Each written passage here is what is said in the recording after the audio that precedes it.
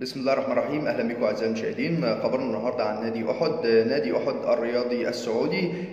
نادي احد تاسس عام 1936 ميلاديا، والملعب ملعب الامير محمد بن عبد العزيز في المدينه المنوره بالسعوديه. الساعه 20,000 مشجع.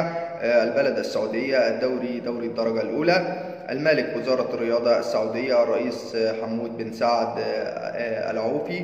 مدرب الفريق يوسف أعنبر.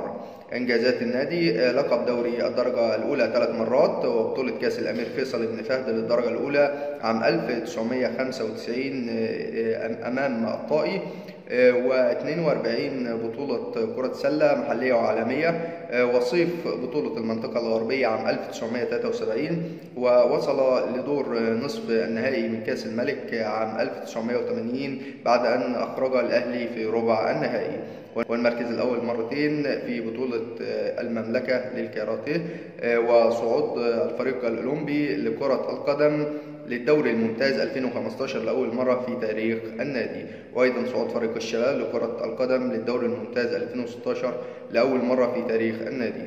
بشكركم أعزائي المشاهدين، وأتمنى دايما إن انتم تتابعونا باستمرار وتشتركوا في القناة وتفعلوا زر الجرس عشان يوصلكم منا كل جديد. والسلام عليكم ورحمة الله وبركاته.